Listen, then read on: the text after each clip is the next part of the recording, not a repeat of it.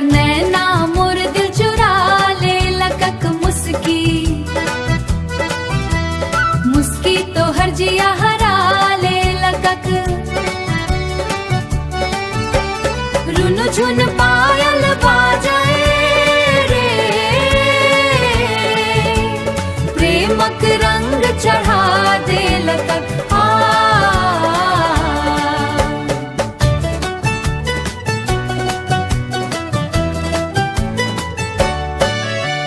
सांझ पड़ल चान निकल, तोहर चेहरा चमकी उठल। हवा चलल सुगंध भरल, मन पंछी बनी उड़ी चलल। हाथ पकड़ को संग चलूं सपनाक डगरिया पर, तोहर बिना ई जिंदगी लागे अधूरा हर पहर। तोहर नैना मोर दिल चुरा ले लकक मुस्की, मुस्की तोहर जिया हरा ले लकक।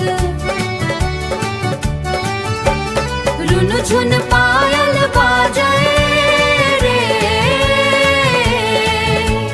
प्रेमक रंग चढ़ा दे लकक।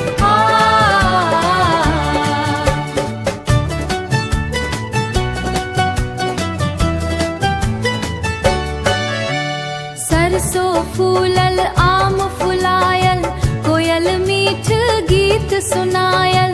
तोहर बात सुनी एहन लागल, बसंत घर में आबि समायल। हंसी तोहर मिश्री सन मीठ, बोली मधुर सुहानी। तोहर संगे बीतत जिंदगी एहने अच्छी कहानी।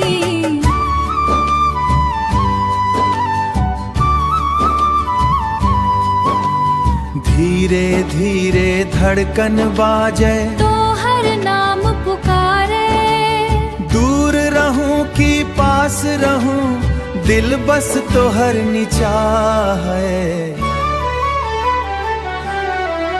तोहर नैना मोर दिल चुरा ले लक, मुस्की तोहर जिया हरा ले लक।